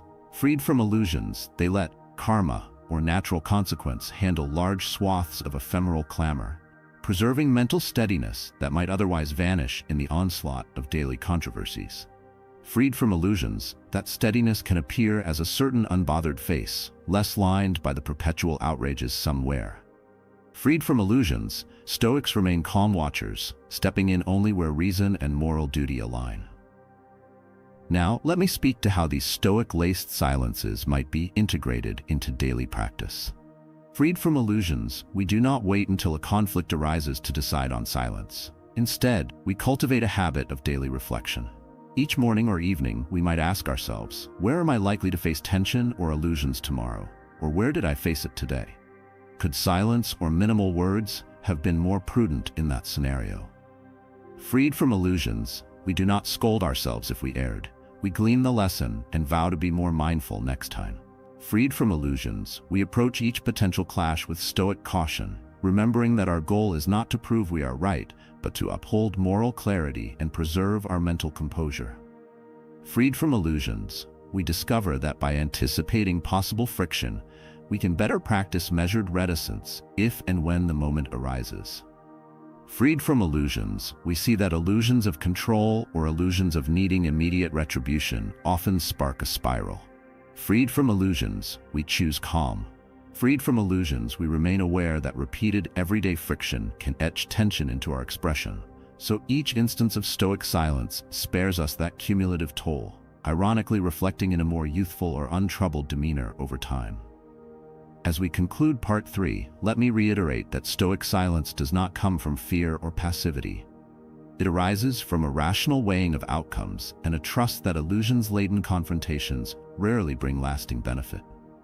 Freed from illusions, we handle only those conflicts that moral duty or reason truly demands, letting karma, or the natural unraveling of falsehood, operate in the rest. Freed from illusions, we see that illusions, negative illusions especially, devour our peace if we keep chasing them. Freed from illusions, we walk a narrower but clearer path of composure, a path that ironically fosters a more stable presence, sometimes perceived by others as youthful serenity. Freed from illusions, we do not disclaim all speech, only speech that yields no gain or inflames negativity. Freed from illusions, we remain open to genuine conversation when the environment and intentions are right. Freed from illusions, we have faith that untrue rumors or malicious deeds often collapse by their own weight, if we do not feed them.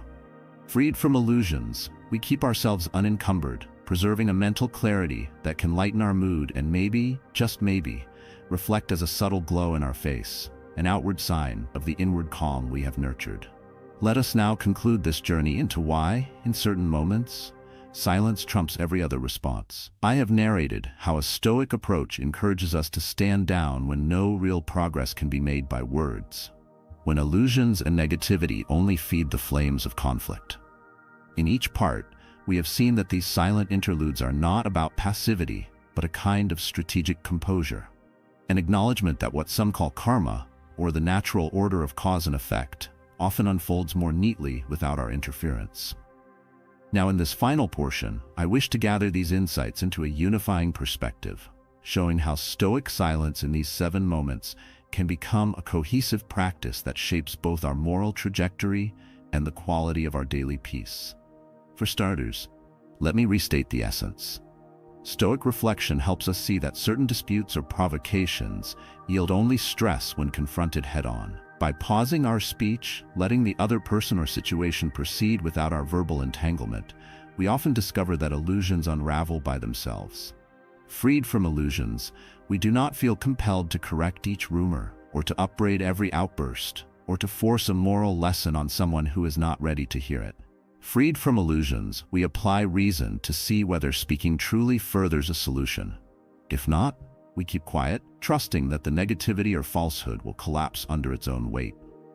This stands in stark contrast to the impulse many feel, that if we do not speak now, we lose face, or the injustice remains unchallenged. Yet time and again, Stoics observe that illusions usually contain the seeds of their undoing, if we simply refrain from feeding them. In my later years, I witnessed a friend named Helena, who exemplified this. She had a coworker who criticized her behind her back, insinuating she was incompetent. At first, Helena wrestled with whether to set the record straight, suspecting she would appear weak if she did not respond. But Stoic introspection taught her that these allegations were baseless, and her consistent performance would refute them in due course. Freed from illusions that a drawn-out confrontation would help, she chose relative silence. If people inquired, she calmly said, "I trust my work stands on its own." Within a month or so, the coworker's negativity was exposed as groundless. Freed from illusions, Helena let karma handle it. The coworker found less and less audience for the rumors, as Helena's daily results and calm manner overshadowed any suspicion. Freed from illusions, Helena preserved not only her professional standing, but also her emotional well-being. This story, repeated in many variations, underscores the Stoic truth that illusions devour themselves, if not nourished by our reactivity. Another dimension is how Stoic silence can preserve dignity in personal relationships. Freed from illusions about controlling a loved one's emotions or healing every friction through argument, Stoics sometimes remain quiet during heated spats. Later, once reason reemerges on both sides, they address the core issue. That pattern spares them from the viciousness that can come when we speak in anger. Words we regret, relationships left battered. Freed from illusions, we do not delude ourselves that everything is solved by ignoring problems. But we see that illusions of, "I must fix this right now by shouting my truth," typically harm more than help. Freed from illusions, we choose to speak only when calm intention can guide the conversation, else we wait. Freed from illusions, we do not adopt passivity, but strategic stillness, letting our partner or friend blow off steam if needed, trusting that deeper ties remain. Freed from illusions, we keep the moral vantage that fosters future reconciliation. Over time, that approach can shield us from the mental strain that often carves sorrow or frustration onto our faces, giving us a steadier outward aura that might even read as younger or more at ease. One might wonder, but is it not my duty to stand up for truth? Indeed, Stoics do not champion cowardice. We do not remain silent in the face of real harm or injustice, where our intervention might protect someone vulnerable. Freed from illusions about passivity as virtue, Stoics weigh each scenario carefully. If direct action or speech can avert harm or bring needed clarity, Stoics step in. Yet Stoics also caution that illusions of controlling every moral failing can trap us in perpetual conflict. Freed from illusions, we see that sometimes letting a person's misdeed run its course, or allowing them to face the consequences without our condemnation, is more instructive than a direct clash. Freed from illusions, we can watch from the side, ensuring no immediate harm is done to innocents, but not engaging in vain attempts to forcibly rectify each vice. Freed from illusions, we trust that if the person's wrongdoing is serious, it will likely come to light through natural channels. Freed from illusions, we choose carefully where to invest moral effort, preserving emotional energy for tasks where we can truly matter. Consider a scenario from my own circle. A man in the community boasted of certain financial deals that skirted legal lines. Some folks demanded that we publicly shame him. Freed from illusions, a Stoic approach recognized that if no direct harm was inflicted on innocents, the best path might be to remain